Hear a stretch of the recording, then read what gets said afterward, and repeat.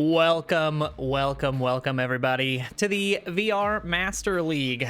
My name is Noman. I'm joined by a whole crew of people, but we are here for the Season 10 Round Robin Group A pre-show. I'm so hyped. I gotta introduce everybody who's on the call, and then we're gonna get started with our little pre-show analysis before we get into the ridiculous amount of games we've got going on today. So, beautiful man to my right, Mr. NightFiree with 2 E's. How you doing, NightFiree? I am excellent. I am looking forward to today. I am, my heart rate feels as elevated as maybe some of these players. I'm very excited. Yeah, I'm right there next to you, ready to go. And next to us, joining us by voice, is Mr. Sleepy with 2 3's. How are you doing, Sleepy? Hi, good morning, Noman. Thanks. I'm doing well. Ready to get into these games, but excited to talk about what we're in for this morning, this afternoon, this evening, depending on what part of the world you're watching from today. So excited to get into it, but yeah, I'm good. Thanks. But we can't continue until we have our co-hostess with the mostest from OML1 today. Snooperfax, say hello. Hello, how are you guys doing today? Hey, man. Excited for some freaking Onward. I'm going to hand it over to my pre-show leader, NightFiree, to take it away from here, explain what's going on for today, and start talking about this fantastic series we've got coming up. Thank you, Noman. Yes, it is a exciting time, dare I say the most exciting time for Onward fans. This is our post-season finale. Over $15,000 in prizing, over $5K in raw cash, $3K in raw cash coming in. There is a heap on the line for these teams and what they're competing for, and it's been, for a few teams, a long draw. For these teams, it hasn't been, but the overall process of the postseason is as such. We've had our Challenger Cups Group A and B.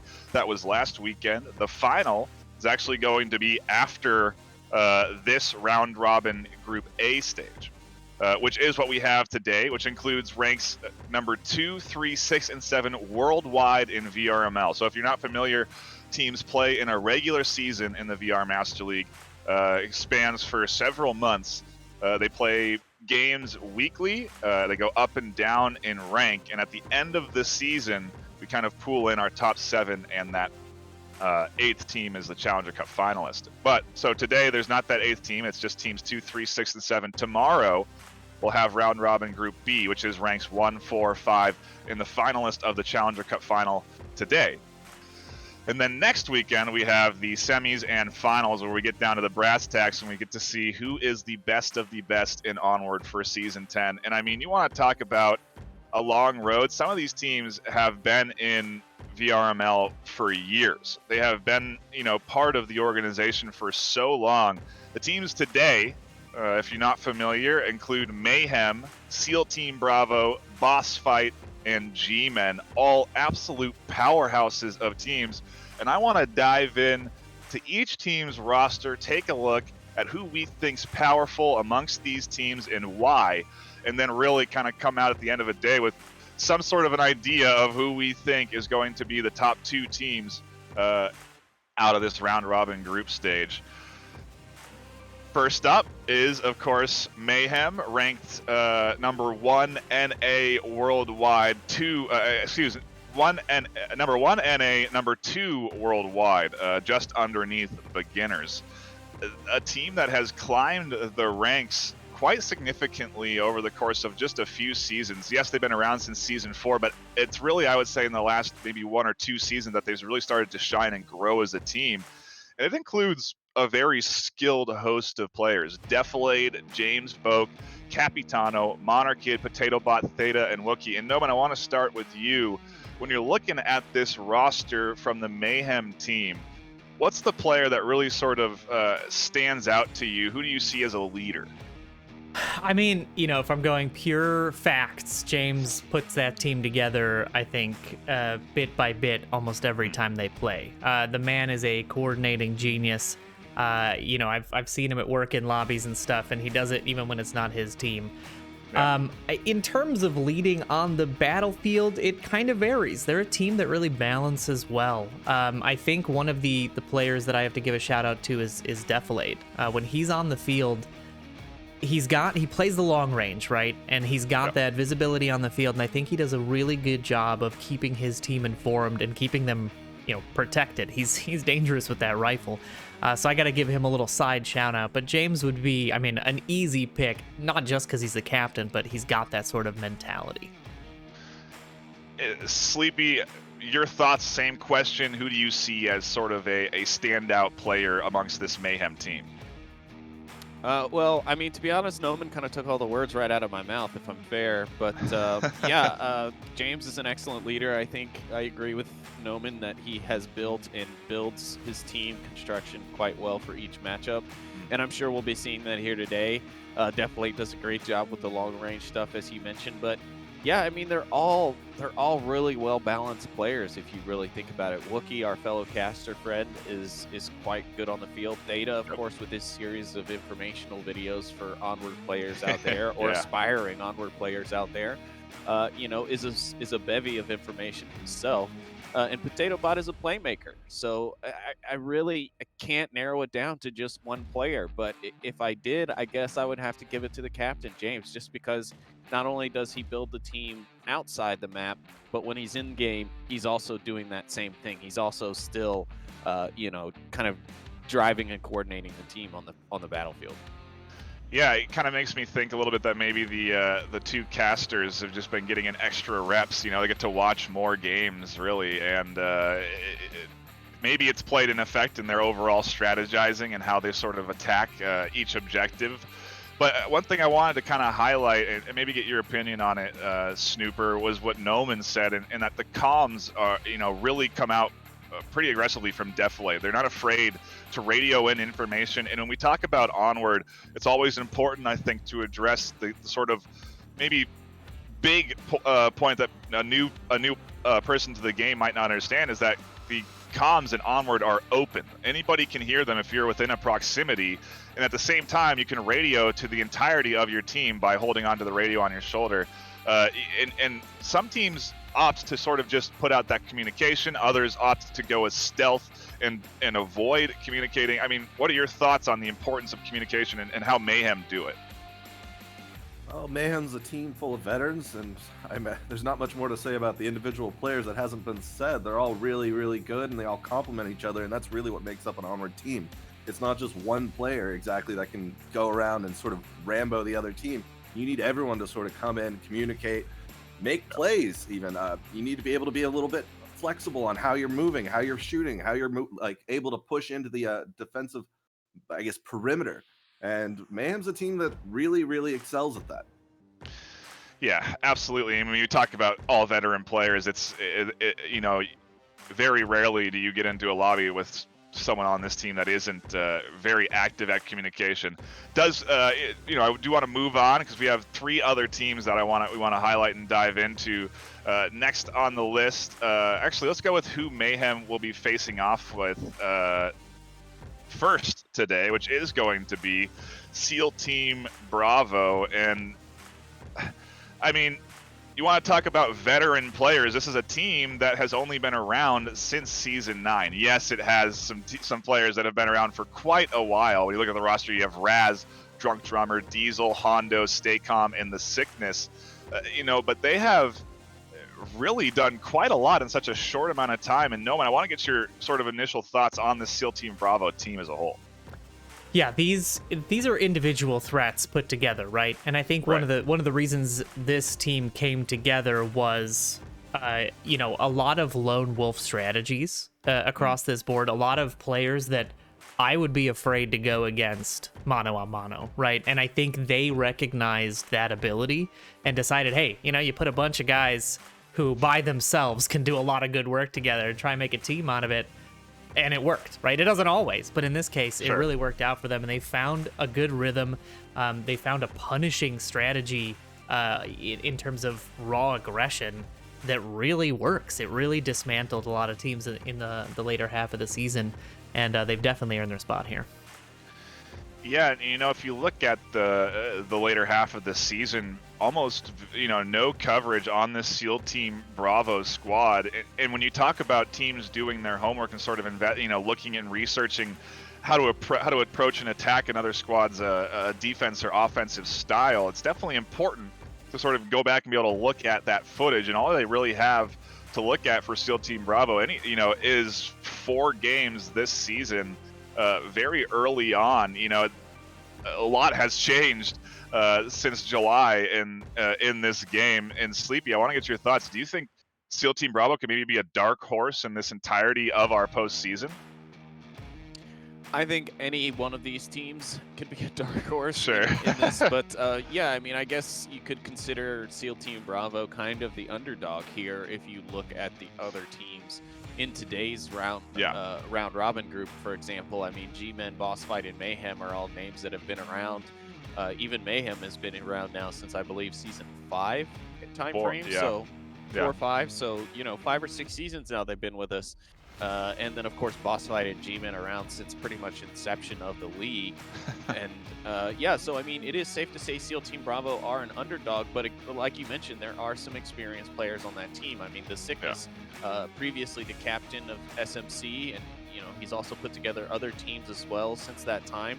He has a knack for actually finding a good quality in players and bringing that together. He actually does a pretty good job of running things on the field. I don't know if that's how they manage to, coordinate their play on the field. I don't know if the team captain Raz takes the reins and runs things, or if he lets Sickness call the shots, because Sickness does have a knack for calling some pretty good plays on Audible, and we've seen it live. We've seen it many times when he was on SMC. So I will be interested to see how Dark Matter. I'm sorry, I keep calling him Dark Matter. SEAL Team Bravo performs here today, so we'll see, and we'll see how they match up against Mayhem, who we just talked about here, in just a few more moments. Yeah, and I'm looking at the sort of deep dive of the history of this SEAL Team Bravo team, originating with the 3 brothers Raz, Cool, and Seth Bowden. Cool and Seth have since left the team, and recent acquisitions are Sickness and Hondo into that squad. And so, I'm very curious to see, if maybe these pickups are going to play an additional effect that is unforeseen by these teams, because, again, they just don't have the footage to look back on. Speaking of other teams, we have 2 channels live today. We will be, at least. Right now, we are here on VRML, the main, across all of our platforms, YouTube, Twitch, Facebook, and of course venues. Appreciate to everyone that's hanging out in there. We also have matches going on over on Onward _VRML, our main Onward Twitch channel, specifically for Onward games, and this is where we'll see teams like Boss Fight and G-Men. And I mean, you want to talk about a tail end of a group. This is really a powerhouse of a group that you're going up against. Boss Fight have been doing very good lately. And Snooper, I want to start with you and get your initial thoughts on Boss Fight and what these teams got to be worried about when they go up against them. Well, Boss Fight's a veteran team. We've seen them for God knows how many seasons at this point, and they certainly know how to play together.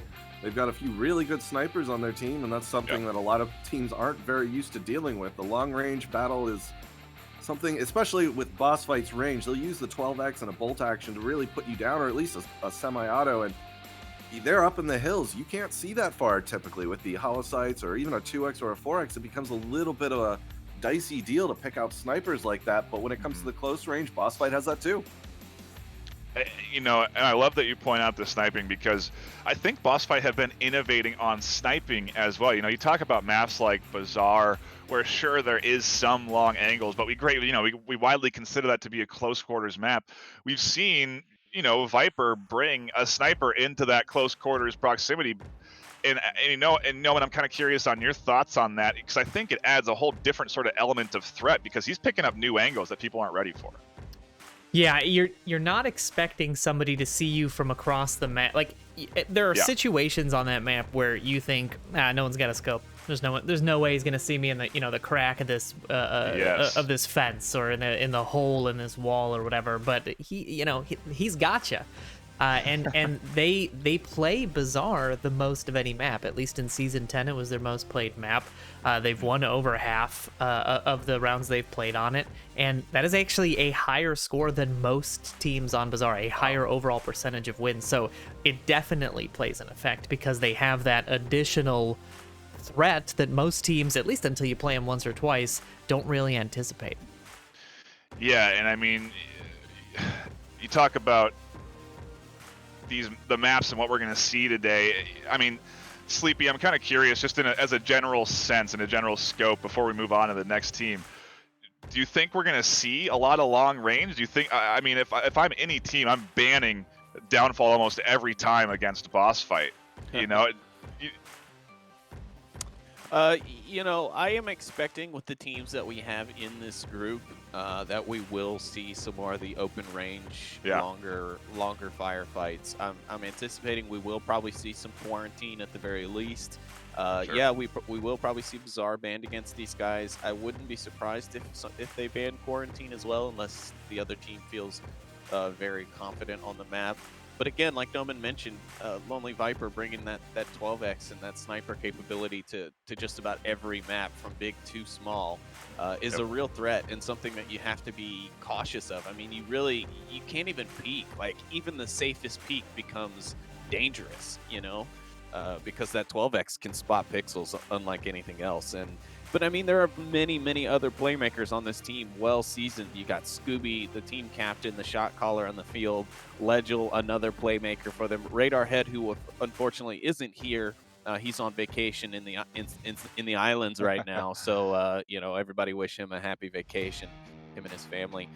UC Death, Polar Spill, 35 Weather Balloon, all amazing playmaker. I mean, Weather Balloon, I don't think is recently back, because I think they may have left for a while there. But this is a strong team, and I would expect that people to be wanting to avoid longer range maps against them. But yeah, we'll just have to see. They've got a tough road ahead today through this group.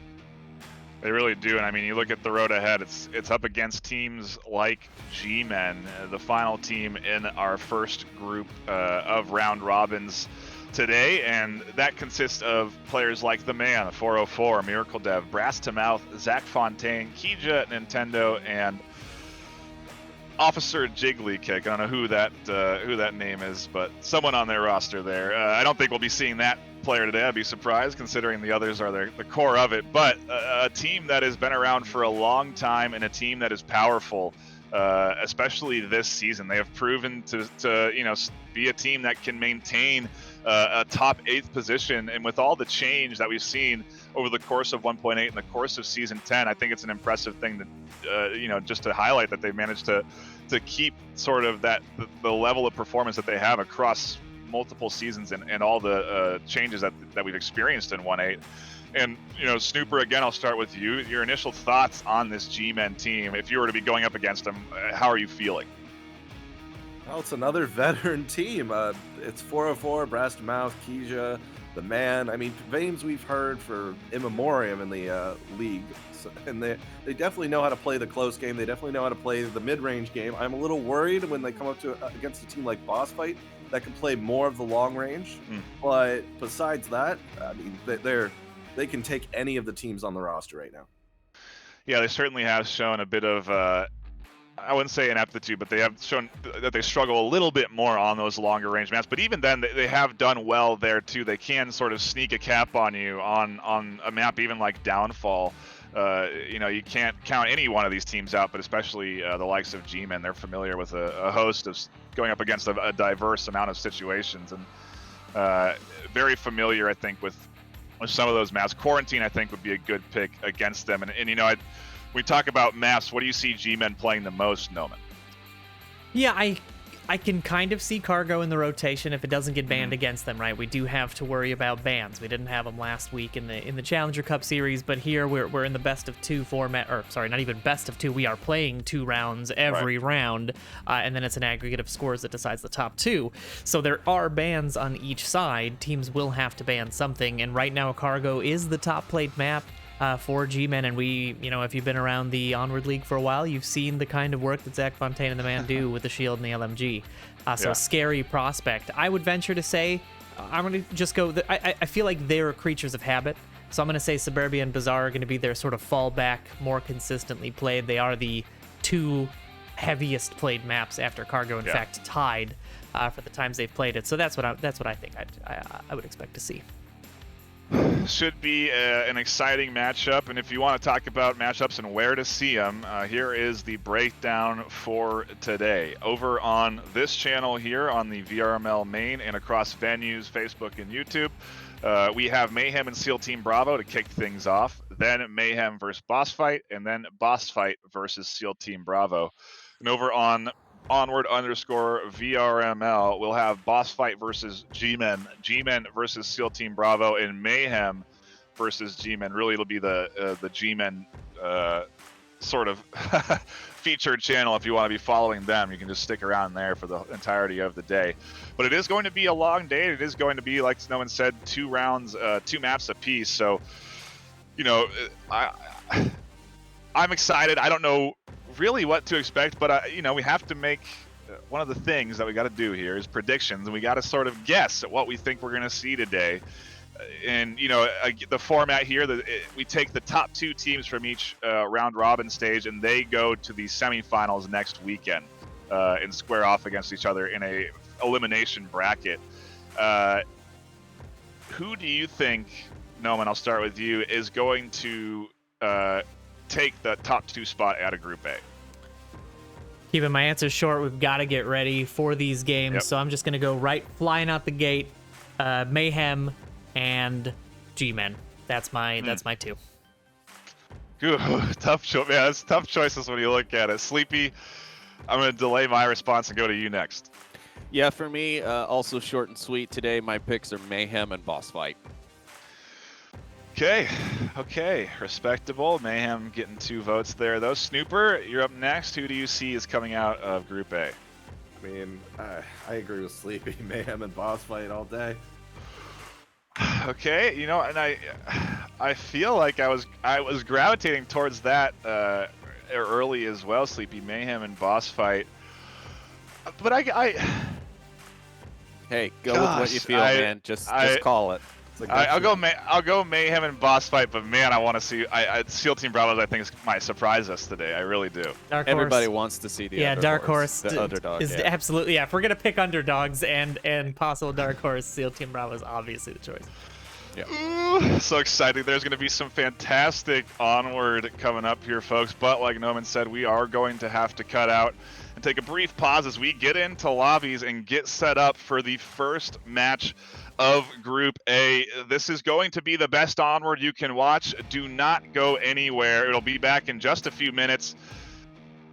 Onward VRML Challenger Cup Group A coming at you.